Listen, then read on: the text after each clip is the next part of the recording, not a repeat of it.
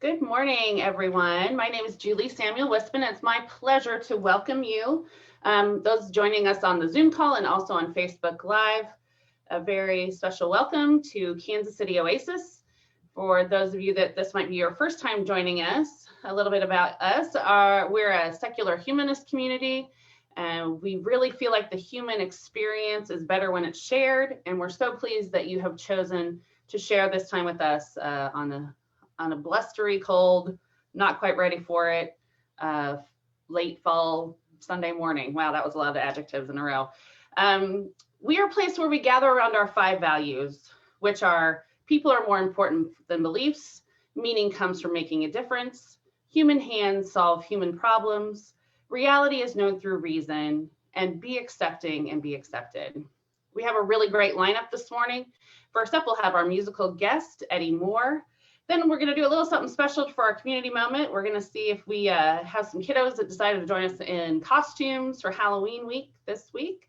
If not, I've got some Halloween trivia. We'll see what we come up with for that. And then finally, our featured speaker is Mr. Jose Faust. So we really have a lot to look forward to this morning.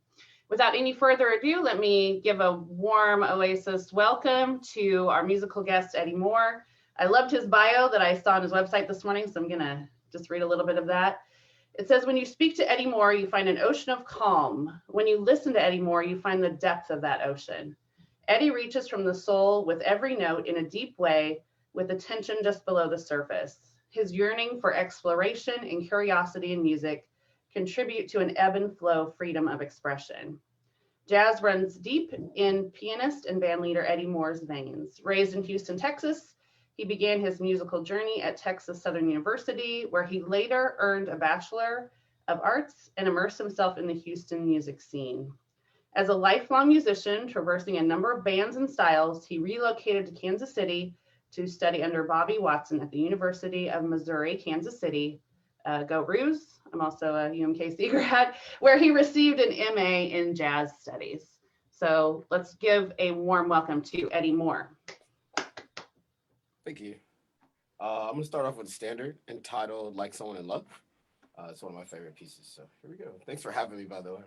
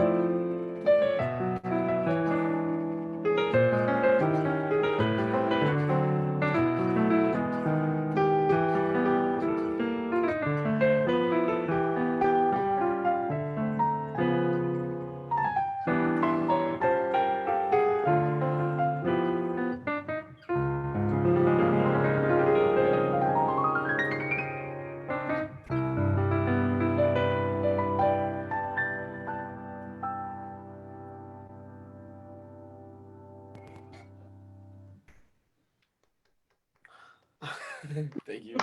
Yeah, well, it's just one set of hands clapping, but everybody else. Oh no, you're good. This next one is off my first album. It's entitled "With You," so I hope you enjoy.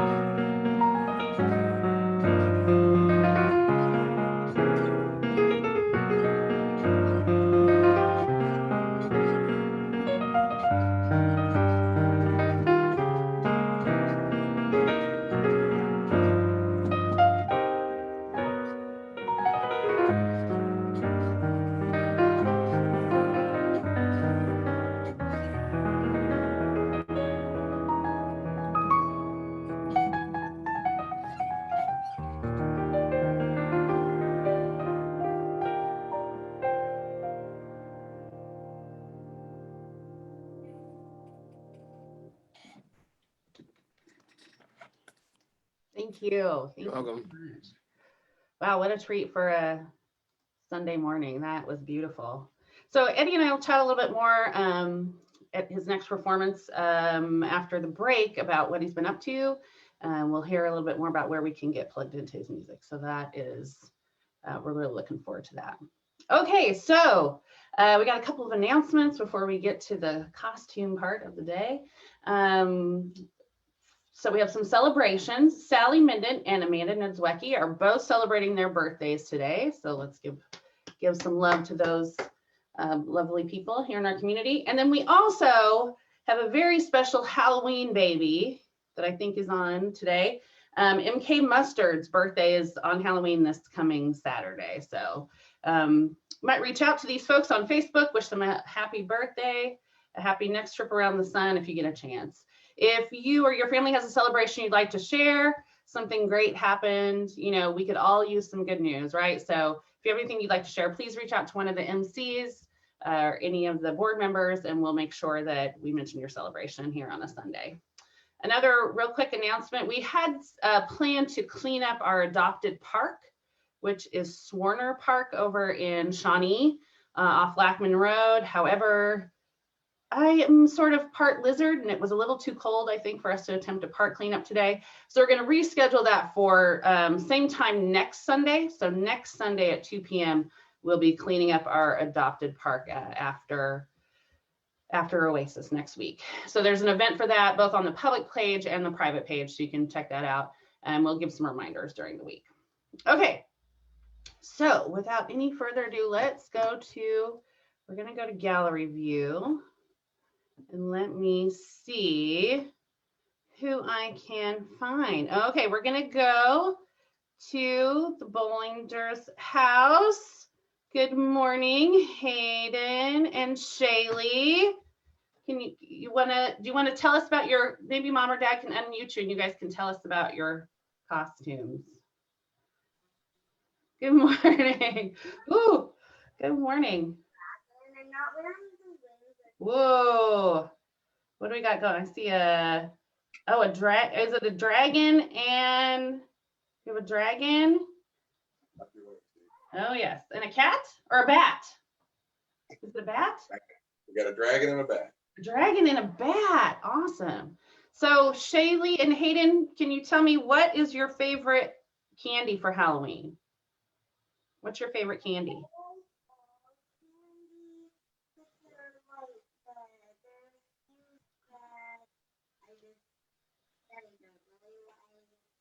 You like all of them. Can you translate that? I can't quite hear Shaylee. Okay, get closer and speak up. I pretty much like all candy. Okay, I support you. I support you on that. I pretty much like all the candies too. All things. Well, thank you for sharing your costumes with us. We know Halloween's a little weird this year.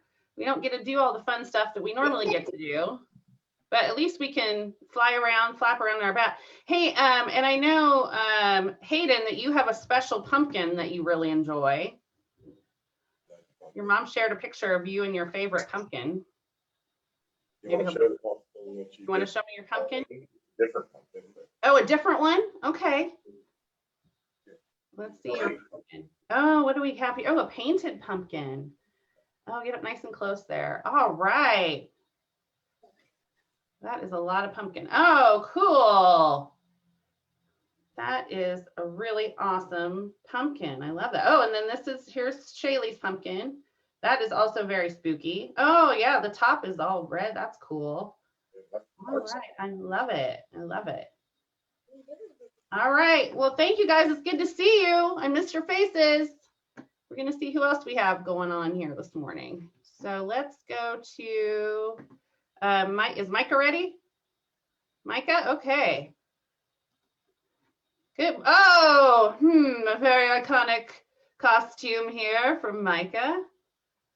Harry Potter. Say it now. Harry, you have the accent even. I gotta love that. Yeah, Harry Potter.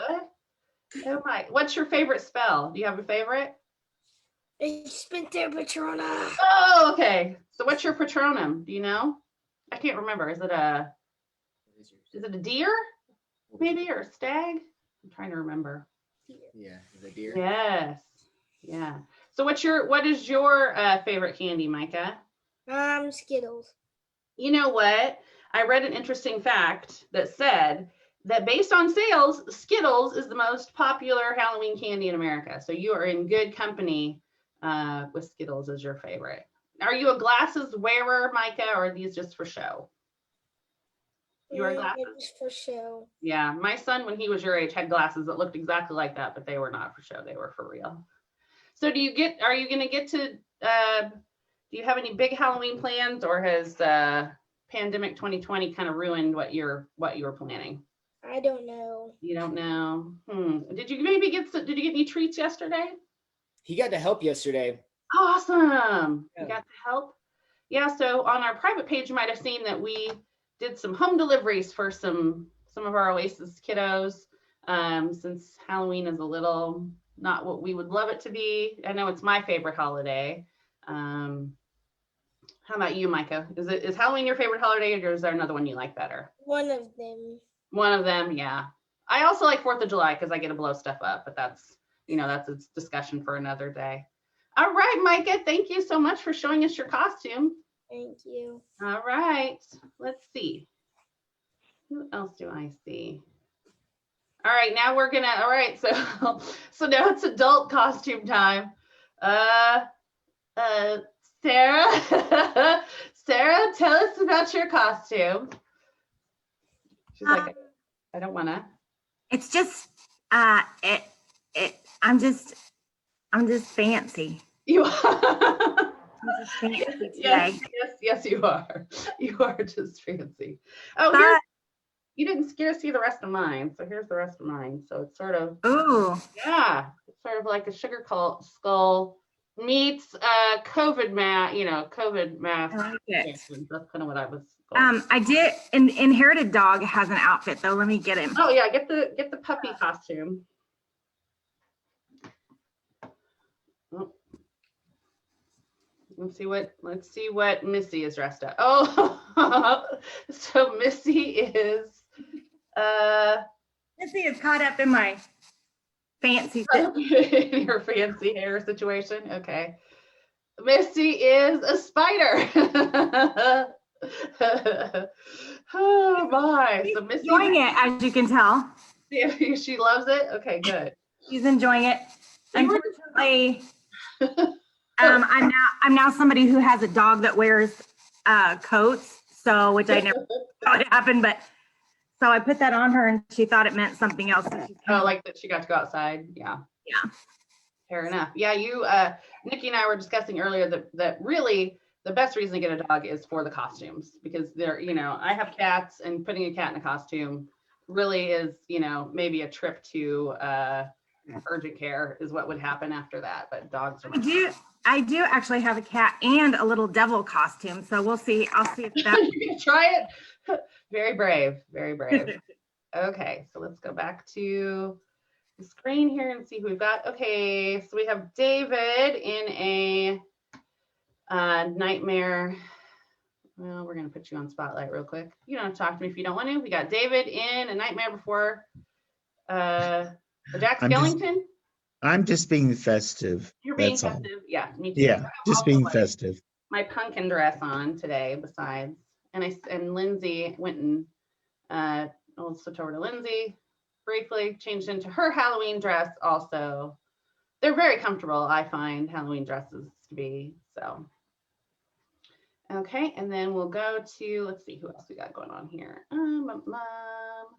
Anybody else want to talk about? Okay, so we're going to open this up just a little bit, and I'm going to ask for comments in the or guesses. I guess we're going to do like a little tiny bit of trivia because I wasn't sure how many kiddos we'd have show up today.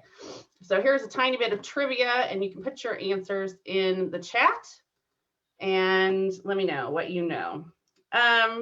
Ooh, here's a good one. How many millions of pounds of candy corn are produced each year? So we're looking for a number of millions. Does anybody want to do some guesses? Candy corn, I know for a fact, is everyone's favorite Halloween treat. That's not true. I know that's not true. Oh, we got some guesses here. We got 10 million. Somebody said too many. All right, fair enough. 12 million, 13 million, 4 million. Amy went with an ambitious 178 million. Tim says 3 million. So the answer is actually 35 million pounds of candy corn. And in my mind, I think there's a comedian that has a joke that basically all the candy corn that's ever been made was already made and people just like recycle it every year. But according to the statistic I looked up, 35 million pounds of candy corn. Here is another, here's a fun one. Let's see if we can guess this one. We'll like this because several of us have dressed up as a member of the clergy in the past for Halloween, but in what US state is it illegal to dress up as any member of the clergy for Halloween? And it's not my home state of Missouri, not this time. Oh, okay, Lisa. Lisa is winningest with the right answer, which is Alabama. It is illegal in Alabama to dress as any member of the clergy, nun, rabbi, priest, Baptist minister. You can't dress as any of those things, apparently, in Alabama. I don't know what the punishment is, but that's the, we already talked about Skittles being the top Halloween candy. We'll just do one more and then we'll go into our coffee break. Oh, and I know you guys are so up on sort of the history of ancient religions. So let's see who knows this. What Celtic celebration led to modern day trick-or-treating? Do we have any ancient religion experts? Oh, there it is. Everybody knows. Nope, you all got it right. I'm not exactly sure how to say that. My Celtic pronunciation, not great. Semaine, something like that. Yeah, so we know lots of facts. Oh, okay. No, I have one more. Here's the bonus question. How many millions of dollars are spent on Halloween pet costumes in the United States? Again, another surprising figure. How many millions of dollars are spent on Halloween pet costumes in the United States every year? Samhain. Thank you, Amy, for that pronunciation. Okay. Oh, we got some really close guesses. Amy went with 178 million. That's her standard answer again. I think Claimo might have been slightly closer. The answer is 300 million. So $300 million of pet costumes. You know that Sarah is starting to contribute to that with her new little dog. So, and yeah, cat costumes come with free bandages, just in case anybody was wondering about that. Okay, so we're going to go ahead now at this time. Enough foolishness for me. Happy Halloween, everyone. It's one of my favorite holidays. As you might know, I did not celebrate Halloween as a child, clear into my mid-30s. So I super duper love it. And I hope you all enjoy the 2020 version of Halloween, whatever that might be for your family. Eat a bunch of sugar. I mean, can't hurt, right? It'll improve our mood, at least for a short period of time. So I would encourage people to do that if their health allows. Okay, and so with that, we're going to go ahead and go into our breakout rooms so you all can talk amongst yourselves, see what everybody's up to, see what their Halloween plans are, and we will be back here in about 10 minutes, and we will chat with Eddie and get to listen to more of his beautiful music. So I'll see y'all in 10 minutes.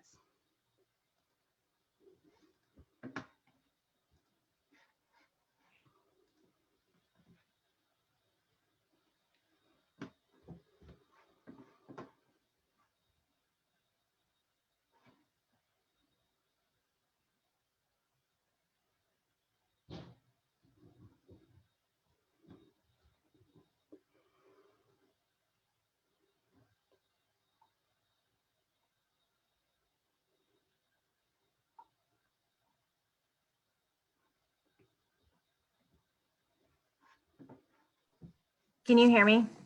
Mm-hmm. I wonder if Denise could somehow take her laptop and show us her house. Oh, okay. Is she on? I don't know. Yeah. Okay. Yeah. Let me see if she's on.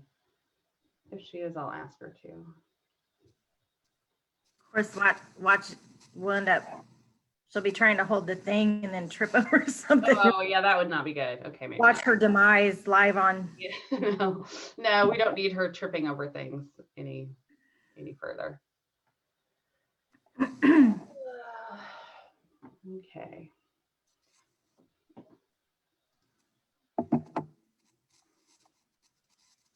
All right, I'm gonna quit talking.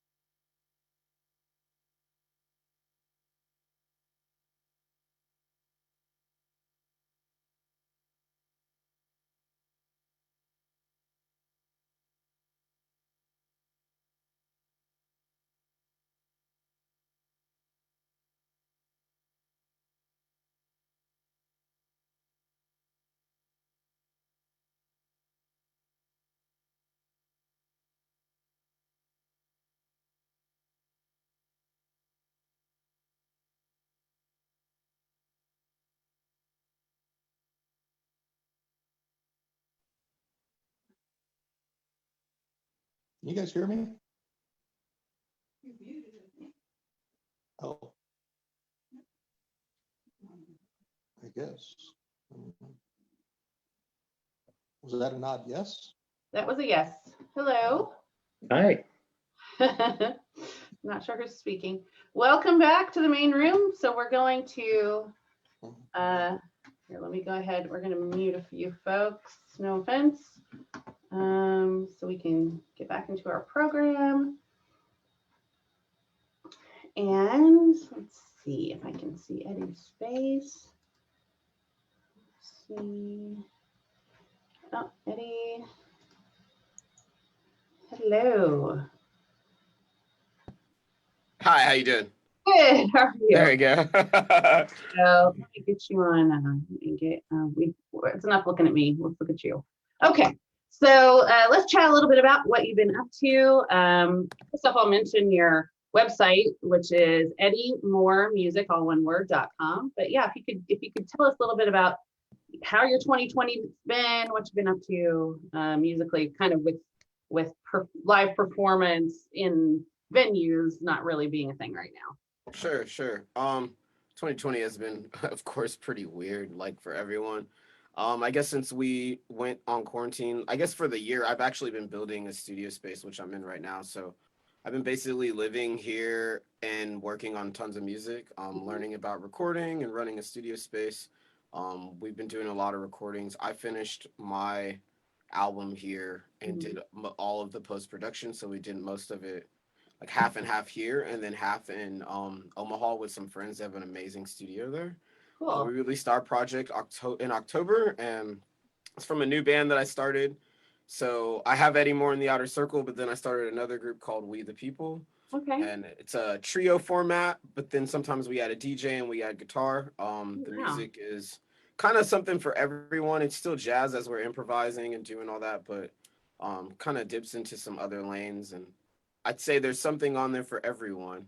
Okay. Because as each song is very different. So I've been focused on that. It kind of is a bummer that we can't, like how you said, like performances are pretty much done. And the online thing is there. It's a little different. So I've been just focused on doing some live stream stuff. And we were planning to tour, but we're going to have to wait till 2021 for that. Yeah. But I spend most of my day teaching and writing music. I teach virtually mainly. Okay. And it's been a joy. I love teaching kids and adults.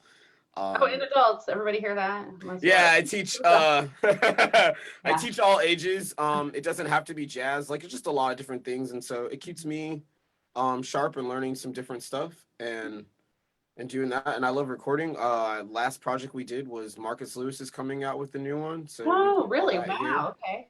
Love them. Yeah. He's working on a Christmas album, and how fun! We're going into kind of like a week lockout for recording for that. So I've just been locked in the studio space and thinking about some other things to record and put more music out. Really awesome. That's great. Great. Yeah, we right now we can use the relief that music provides. Anytime. So we really appreciate that. So, besides your website, all streaming platforms, I guess Spotify and it's out everywhere, wherever you listen to music. With We the People project. Yes, the album is called Misunderstood. Okay. I'll probably drop a link in the chat a little bit later. Yeah, please do. Great. But so there's a lot of different stuff. A little bit of hip hop, a little bit of like a jazz rock mix. We have a really amazing ballad with Angel Gibson from Kansas City, which is like one of my favorites. It's probably one that you wouldn't expect from the group, but it's a pretty powerful song. The whole album is just about like getting through like rough times and dealing with like some mental health stuff and just really uplifting and kind of a joyous, but there's a little bit about the argument of the culture of jazz and some stuff on there, as we're all from Kansas City. But it's been perceived really well, and I'm just super honored and humbled about everyone's reaction to it. So it's great. Cool. Okay. So we'll encourage everyone to check that out. We the People's new album, Misunderstood. You can go to eddiemoremusic.com. And with that, please, if you could go ahead and share some more music with us, that would be fantastic. Sure. October was Monk Thelonious Monk's birthday, so is it okay if I play some Monk? Okay, awesome. This is his song, I Mean You.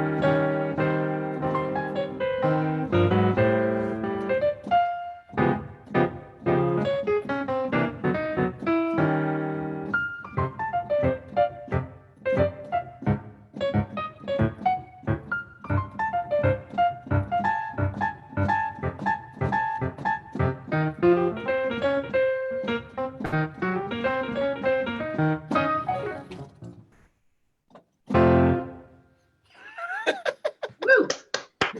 That was fun. Thank you. Thank you so much. Okay, that was great. We'll get to hear from Eddie one more time before we wrap up today. So with that, I would like to introduce everyone to Mr. Jose Faust.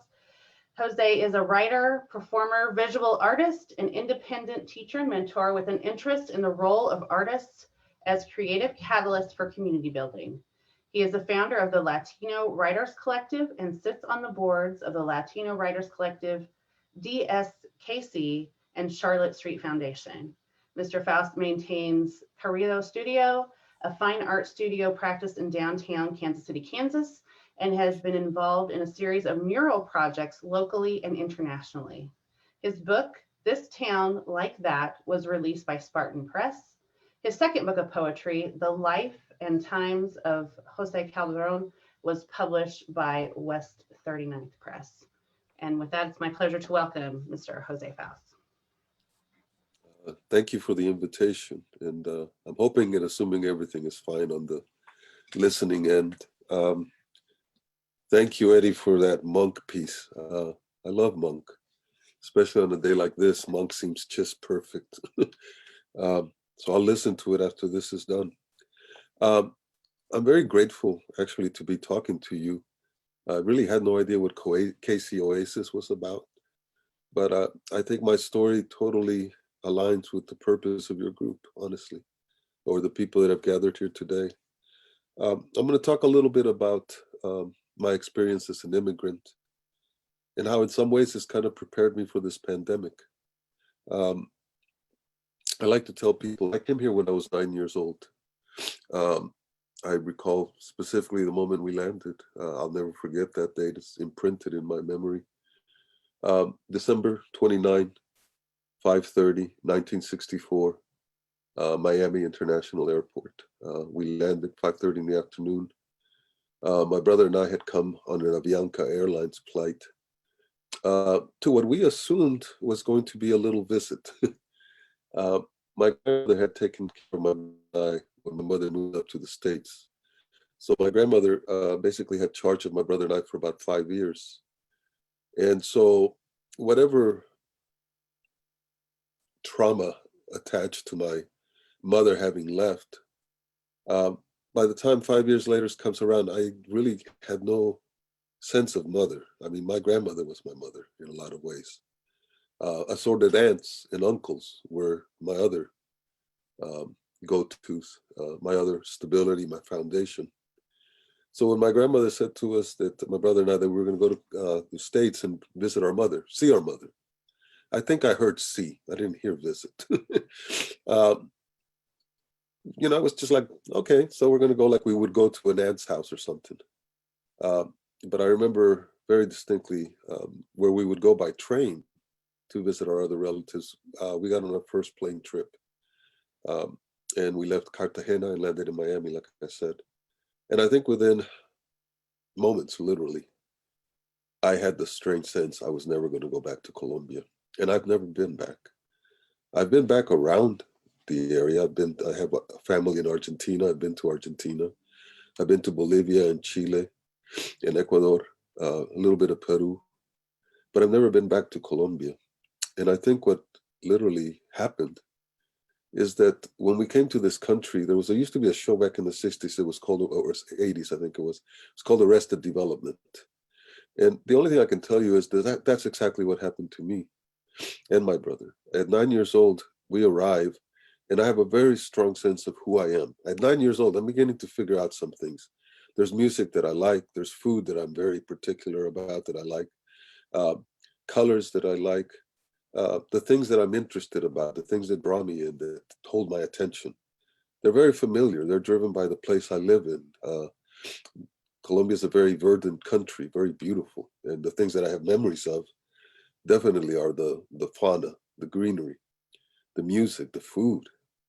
But I remember we arrived in Miami, and the very first thing that happened, we walked into what I suppose is customs, and we presented our papers. And when I walked into that place, I couldn't understand what was going on around me, but I knew my name was Jose Enrique Faust Cardona. There's other circles, Lopez Sanchez Espinosa, but for the purposes of the document, it was Jose Enrique Faust Cardona. About an hour or so later, when we left that office, my name had been changed on all my papers to where it was Joseph Henry Faust C. The Cardona was not even listed. It was just put as a C with a period. And from that moment on, very quickly, the name Jose stopped being my name. My mother still calls me that. My brother still calls me that for many years. But as far as anybody was concerned, I was Joseph.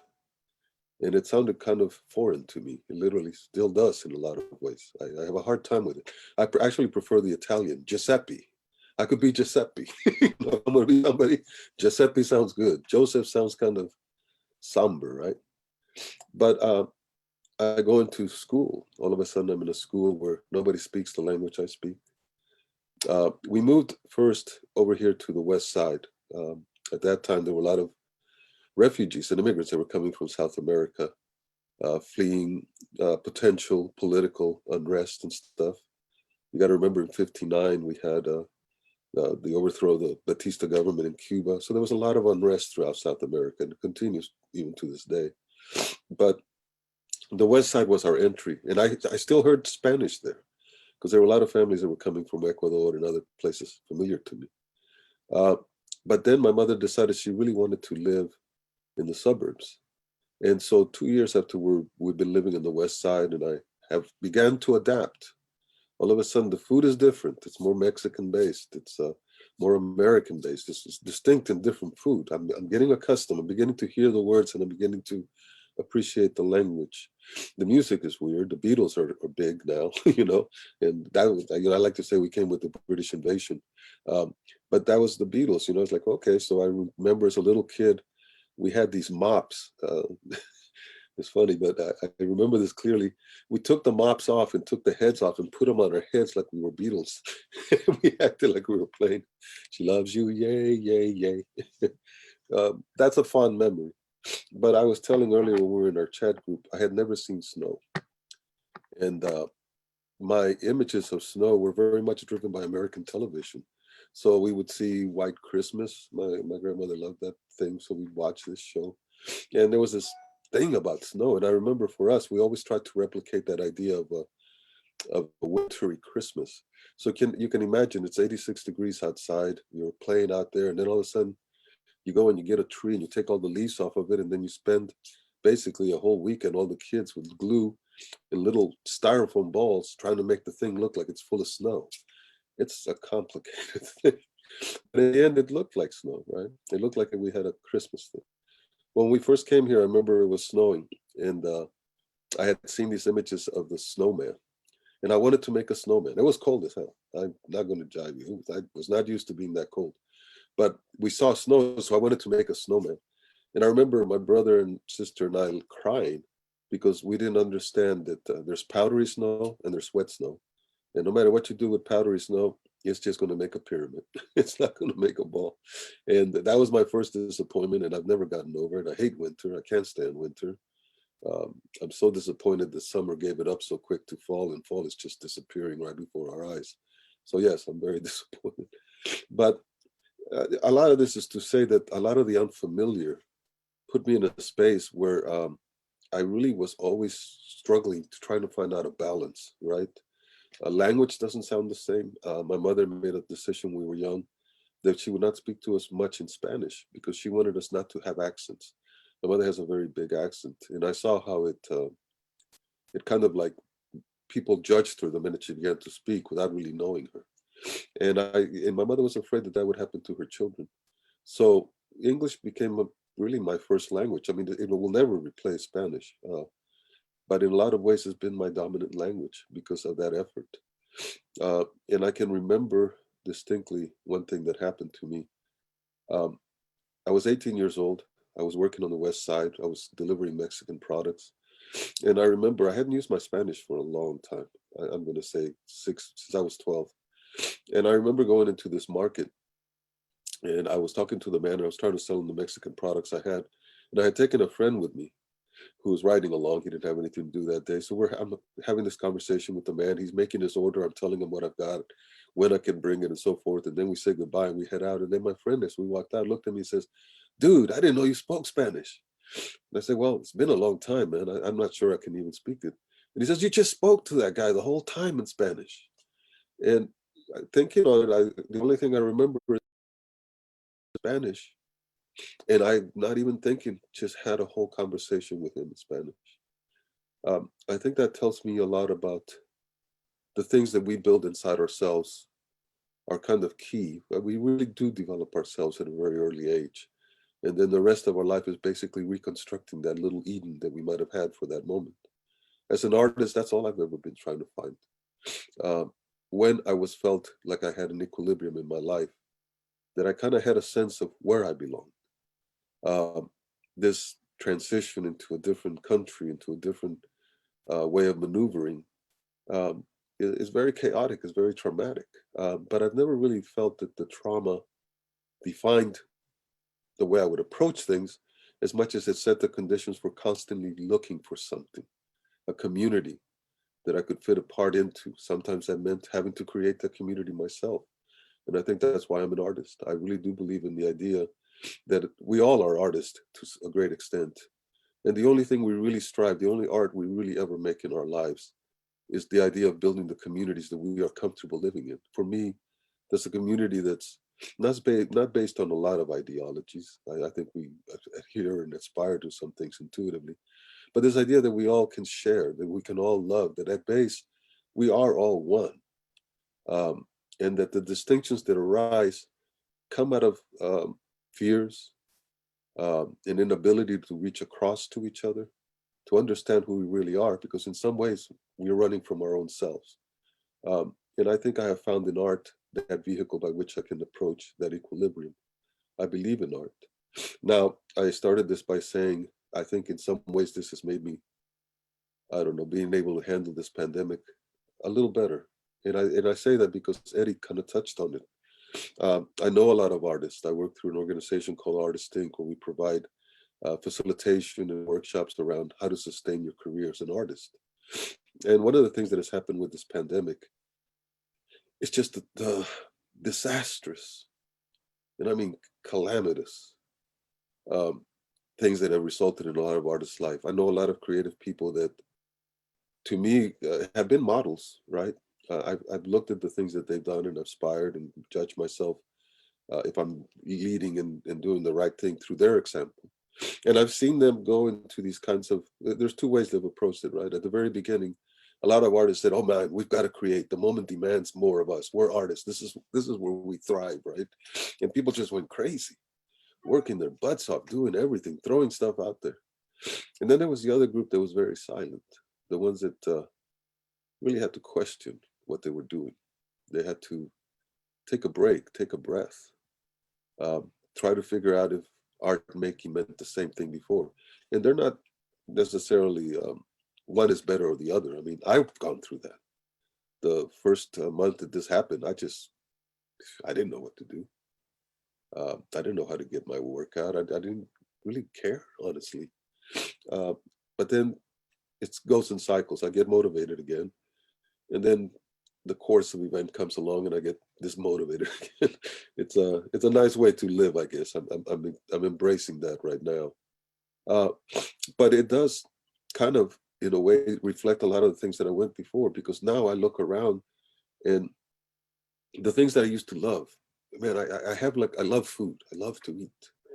And I'm one of those people that had like a set go-to restaurants that I would go to like every month, maybe sometimes every week I would visit one of these. And I look around me and they're gone. And I mean, literally, they're not coming back. They're going to mortify to something else. One has already become a market. But I can name 5 or so that are gone. I also had this incredible need to be around people, to listen to music, to live performance.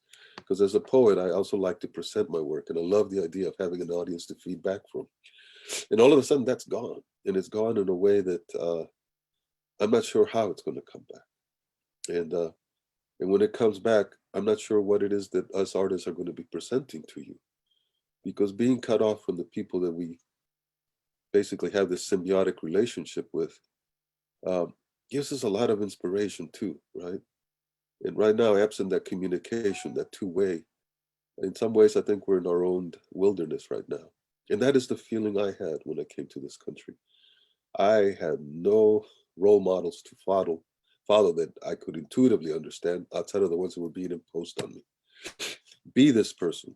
This is how Johnny succeeds. He dresses like this. He talks like this. He presents himself like this.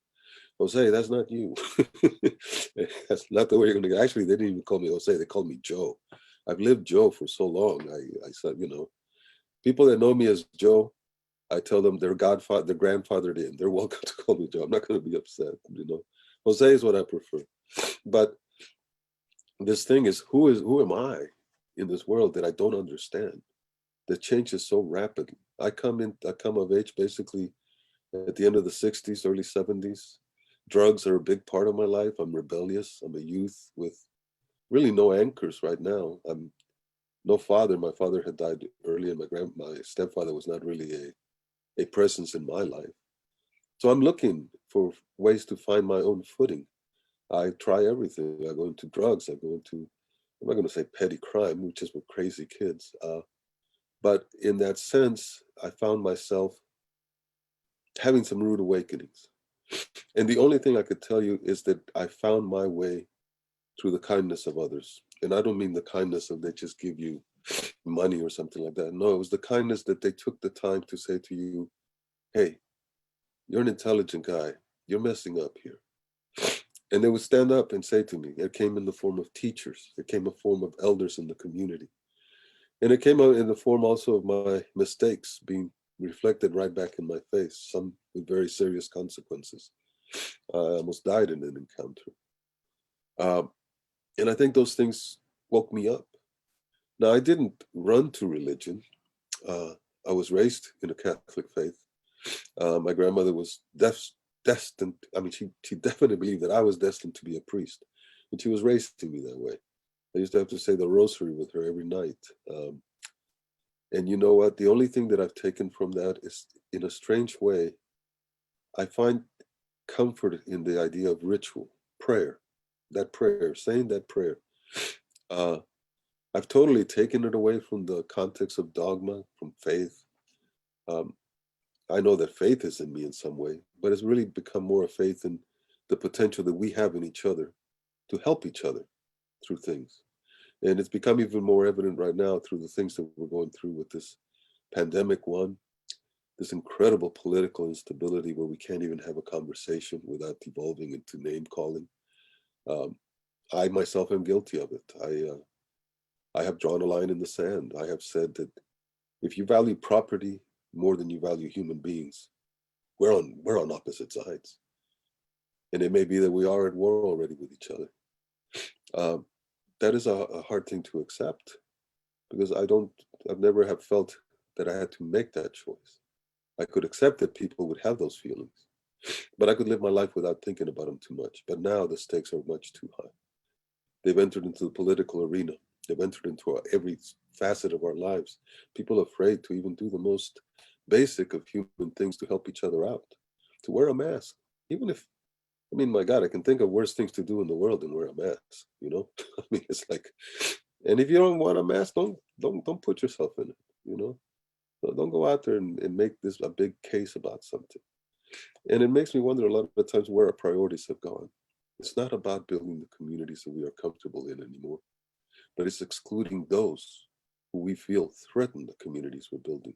And that's not the way you build community. Community is welcoming. Community is open. Community, it says, what do you have? Bring it in. Let's see if we can bring it into this soup. So in that end, I think this is a good spot for me to read to you a poem that I wrote about the family that I grew up in. And I'll paraphrase, I'll introduce it by saying that one of the things that happened to me very early, and I mean literally within 2 weeks of arriving in the United States, was the understanding of how race impacts us. My stepfather decided he wanted to drive from Miami to Kansas City in 1960 through the south of 1965 in a 1956 Chevy. I remember that ride. I remember one time we're driving to Jackson, Mississippi. My stepfather turns to me and has me say the word Jackson. He has me repeated it. He saw it in a sign going by. And in my Spanish, I go, Jackson, Jackson, Jackson. I got tired of saying it. But then my stepfather said the one thing that I've never forgotten. He said, Jose, there will be people in this country that will not like you for the color of your skin. And I'm 9 years old. I've never understood color. I mean, I didn't know color in that way, right? And I will read this poem to you so you can understand what I mean by that. This is a poem I wrote about a picture that my mother sent to me of my grandmother and my family members and I together. And I don't know the event, but this is how I remember my family was. Family portrait. Mi familia stands facing the camera, from mi abuela to mi prima Leonor, and tío Guillermo to mi tía Emerita, framing the line that hugs close to the wall. Us kids are entwined and woven into the legs, elbows, and waist of assorted other tias and tios. We are varying shades and tints, pink flushed cheeks next to olive brown arms, questioning ebony eyes beneath jet black curls, deep brown folds embracing plump peach cheeks. A bashful white face beneath golden braids grins at me Primo Raphael's twisted face as he succeeds in spoiling the decorum of the family portrait. Then the stern look of mi abuelita as she eyes the children that any moment threaten to spill across the polished floor like a stew about to overflow the boiling pot, as if with one look she can hold us back in the container, in the very pan that has stirred our different flavors, into this mix of savory, Creole, mestizo, Moor, from the sands of Arabia and the broad stretch of Africa and the spreading tubers of Al-Andalus like Extremadura and Catalunya, and the indigenous migrants from the north, and the bridge to the ancestral land, to the mother, to the patria, to the folds of the Rift Valley. We simmer, and the bubbles subside for an instant until the hand with the camera gives a thumbs up. And then this stew spills across the floor, to the door, to the streets, to the city, to the hills, to the sea, to the discomfort of those who fail to see the varying tones and tints of our rapidly growing family. So that was one thing that I knew in my life, that I existed in a community that saw no distinction based on race. Because my cousin Leonore, my cousin Patricia, was blonde and blue-eyed, but she was my cousin, and I never saw that distinction. My cousin Raphael is as dark as any man I've ever met in my life, and so was his father, mi tío Rafa. I could never understand how a tint or a shade was enough to cast me on the other side of something. And to this day, I've never understood it, and I never will. I understand it, I think. It's fear, right? It's fear. Basic desire not to meet or be confronted by anything that challenges the things that you have established that make you feel well. And sometimes that's keeping other people out, but I can't accept it. I can't accept it. And I live my life to that principle. I want to go back to that 9-year-old boy who was comfortable in the music that he listened to, comfortable in the food he ate, felt whole in the community that was his community. And I think in many ways, that's about all that we can do, try to do right now in these times. It's kind of like looking at the end of this pandemic and asking ourselves, who are we on the other side of this? Because there is going to be the other side of this. Hopefully, most of us will make it there. But what do we do when we get there? And I hope that through dialogue, through reaching out to art, through reaching out to just conversations, being engaged, being in community, we will build the community that we need to have. I think I've gone a little longer. I can always talk. Oh, no, you could. No, don't stop. But I do have some questions, if you don't mind. Yeah. Yes, that some folks have put in the chat. The first question is someone has asked that I ask you about the murals that you've done and where we could see those. Oh yeah, it's funny. I've always wanted, when I was in art school, I always wanted to paint murals, and I painted them in the apartments I would live in, much to the chagrin of the people that owned them. And I don't think they cared for them. They erased them the minute they kicked me out or I left. But I always wanted to do walls. And a friend of mine I met years ago, almost 23 years ago, he lived over in the Argentine area, and we had a gallery, and I got a whole bunch of Latino artists, and we had a show. And he came up to me and he asked me, have you ever thought about painting murals? And I said, man, all the time. And he says, well, how about if we go to Mexico and paint a mural where I was born? They've asked me to paint murals, and they have like 36 walls down there, and they're going to give them all to me, and they'd love for me to come and paint a wall. Wow. And he invited me and some other artists. So we went and painted murals down there.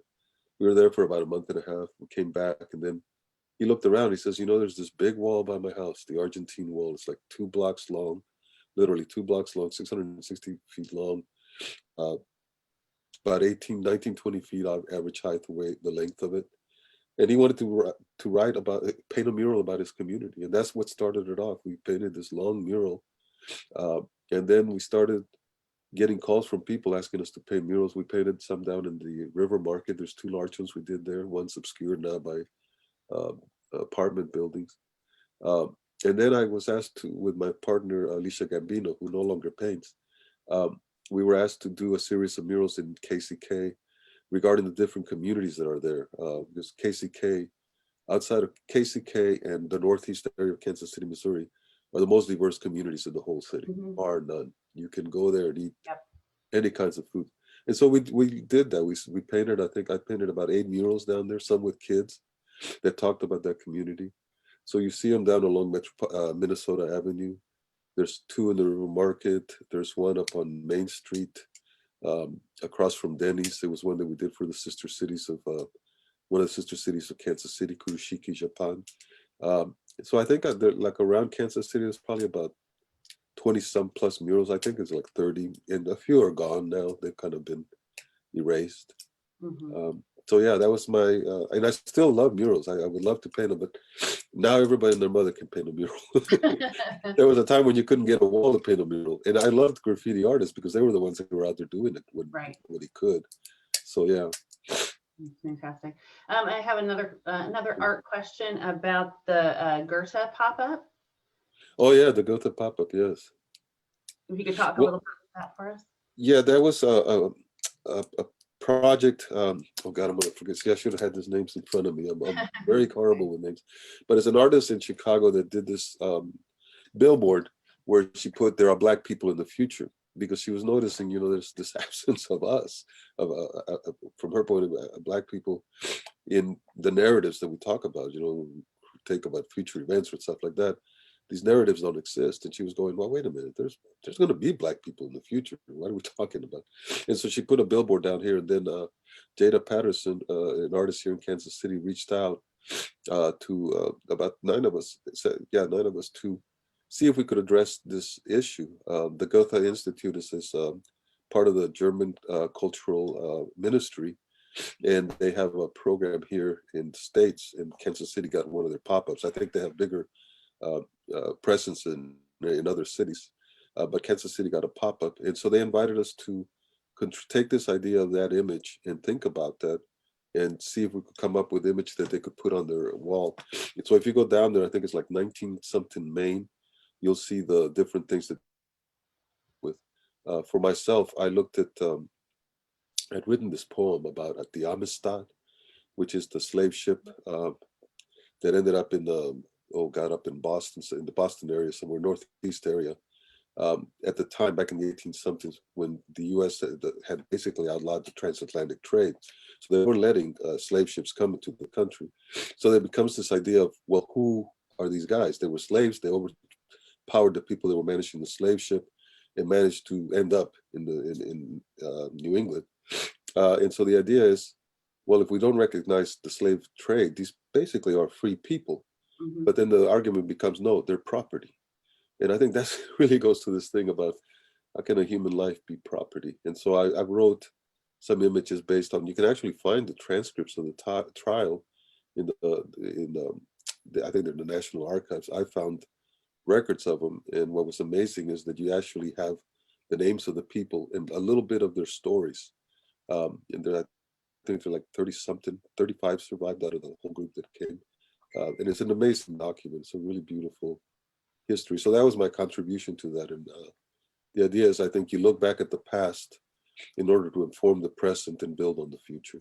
And so I was looking at that record to say, in 200 years, we have not eliminated the Black man from our history and our presence. And there's absolutely no reason to believe that you will eliminate him and her from the present, from the future, or any of us for that matter. Right. I have a question that sort of is regarding the diversity here in Kansas City, and also the Midwestern mindset. So it kind of is a question that goes to both of those things.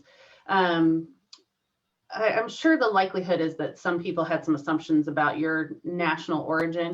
And one of our members is asking, did it bother you that people weren't willing to get to know you well enough to recognize you as Colombian as opposed to a Hispanic brown person without, giving any more thought to your national origin.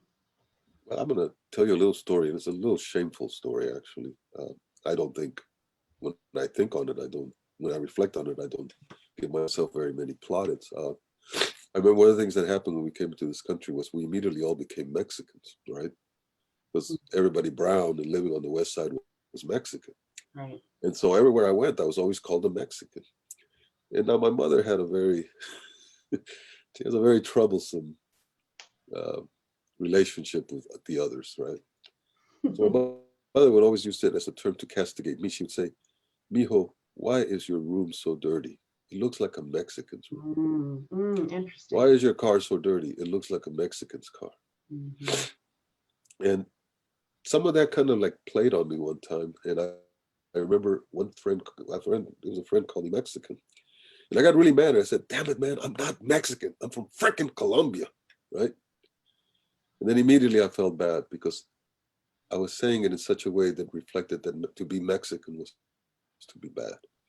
And so very quickly and very early, I began to realize when one embraces an identity, one also has to be aware of the consequences that comes with that, right? So I was very aware in that moment, I had taken my mother's thing. A Mexican was a bad thing, and I did not want to be one. And that's shameful to me. I don't trouble myself anymore about what people think. I'll take the mantle of Latino, Hispanic, Latinx, whatever. But I will tell you, I have been in situations where I've been denied service because people assumed I was something else. I've been accused of being an Arabic during when the hostages were taken in Iran. I remember. And also I remember what happened after 9/11. People thought I was Arabic. And in fact, I can remember that first week after 9/11 happened, I would go places and people would like go out of their way to be extremely nice to me. And I was going like, wow, people would like run to open the door and they go, "Hey, how are you doing?" I mean, like people that, you normally don't do that. You say, "Hey," the Midwestern sense is you acknowledge each other and you said, "Hey, how's it going, man?" And if you get a response, you go, "Oh, wow, that's cool," right? But no, people were going out of the way. And then it dawned me about a week in, oh my God, they think I'm Arabic. And because there were a lot of attacks at that point that were taken on people that identified as Arab, Muslim, even Sikhs got attacked just for wearing that turban. Right. I realized, wow, people are assuming that. And so in a way, you kind of see the good in that, right? You see that people are trying to make allowances and understanding. But it also made me realize that, man, I can be whatever you hate just simply because of where I look. Right. So I just now, my mantra in life is, I know that people are uncomfortable. Some people are going to be uncomfortable by my presence or anybody that they don't like.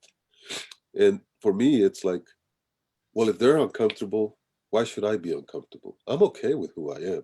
Right. So I relish their discomfort. I may actually tweak their discomfort and just act like I'm really happy to be in their presence, annoying the hell out of them.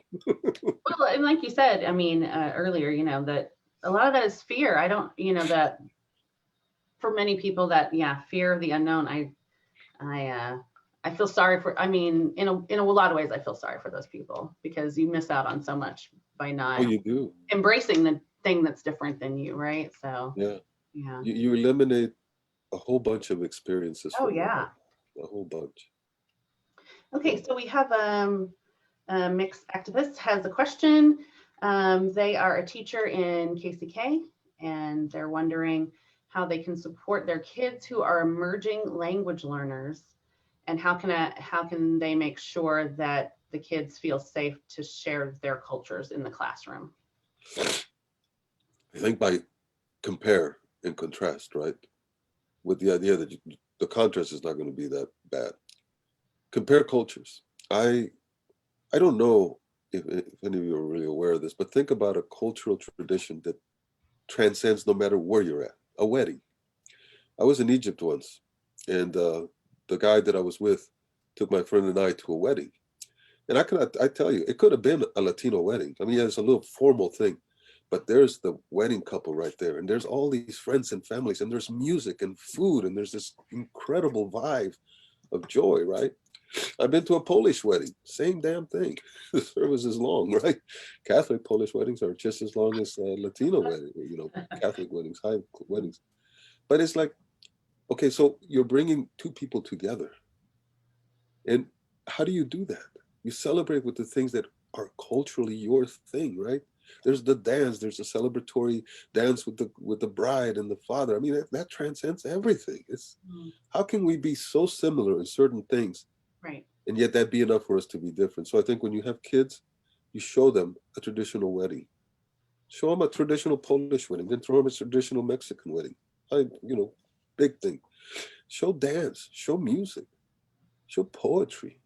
Art is the only thing that really we have in ourselves that transcends all cultures.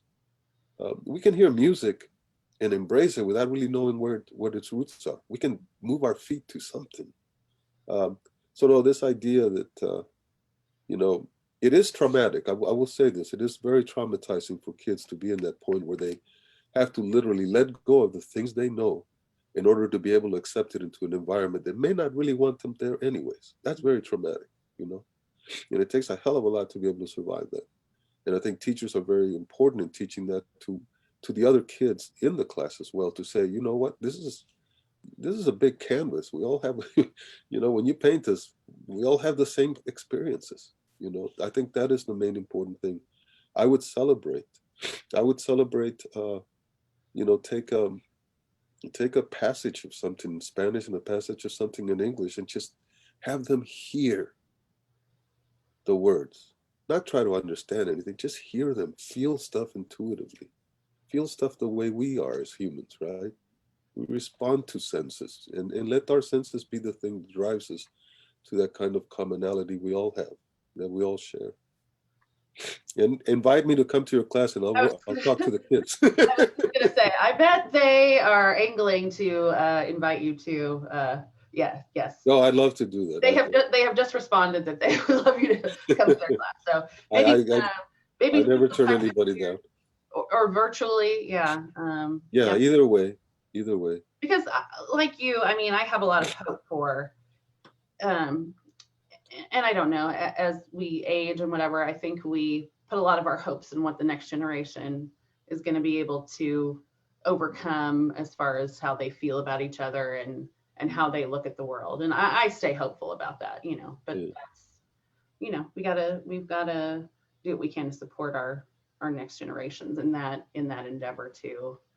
I stay hopeful about that myself. I run up and down depending on the day. How much news am I listening to, letting it inform me? But there is one thing that I think is really key. I think we always say, the future belongs to the young. Well, if the future is the present right now, it belongs to all of us. And we all have a pay in this, Yep. Us as elders, us as youngsters. God, I can't even believe I said that, us as elders. I remember I was so young that I wouldn't even listen to people. Right. But I mean, we are all in this together in so many respects. And I think we can learn as much from youth as youth can learn from us, and vice versa. We're in new territory. I can't imagine anything looking like it was just as simply as 8 months ago. No. There's too and many. I think that's a great thing in a lot of ways. I'm kind of a Mary Sunshine, but there's a lot that comes out of this that I think gives me optimism that we've maybe had to face what's really important to us in a way that we never have before, when we're all in this kind of life and death situation right now for everybody, right? Yeah. Okay, so sorry I get distracted. I'm just really enjoying talking with you. But we have a couple more questions. People would like to know where they can. We discussed your books of poetry, and people are asking where they can find those. They're on Amazon, Barnes and Noble. You can reach out to me, and I can send you probably a cheaper copy. Okay. But yeah, they're available, and I'm working on another collection. Hopefully, we'll have it ready by spring. But who knows when that will come out? Because even then, I think publishing is just so weird. I would rather perform the things and share them than I would publish them. But that's part of it. But yeah, so Barnes and Noble, you can find me. Amazon. The book actually that I had, this is the one that's available right now. The other one was a chapbook. I have some copies of it, but it disappeared. So this is the Life and Times of Jose Calderon. And I love this little drawing. It was made by my friend Chico Sierra, who's a phenomenal artist. But he does bulls, and I've always had an affinity for bulls yeah. because my family raised bulls Oh, okay. in Colombia for the fighting rings. I don't like the idea of bullfighting, Right. but I just saw these incredibly muscular animals. Powerful, yeah. The presence, yeah. Yeah. And a similar thought about your paintings. Do you are you, I mean, are is your studio open now?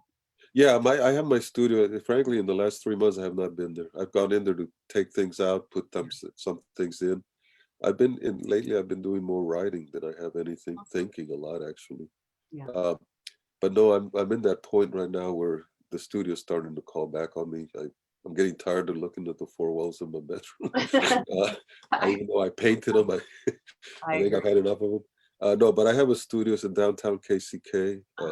You can contact me if you want to come by and look. Okay. But I'm going back now to I have a series of paintings I started that I'm gonna go back and finish now.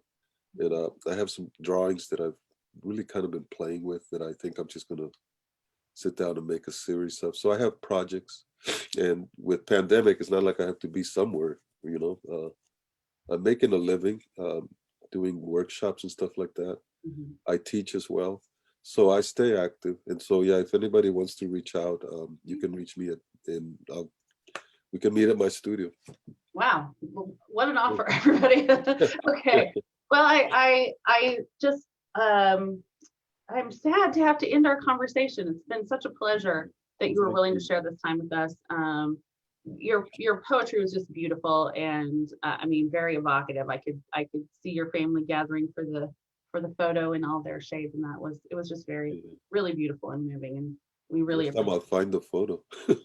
Oh, fantastic. I have it. Okay, so with that, just briefly, I will talk a little bit about Kansas City Oasis. We're a 501c3 nonprofit. We're entirely volunteer staffed and donation funded. Our program today is just part of the wide range of informational, educational, and inspirational programs that we try to bring every Sunday. If you'd like to make a donation, you can go to kcoasis.org and click on donate at the top of the homepage. And that's enough about that. So as we wrap up today, we're going to invite Eddie to play us out, and then I'll just have a couple more comments after that. All right. Check. I'll play an acoustic version of our last single, Misunderstood. It's on our new album. So.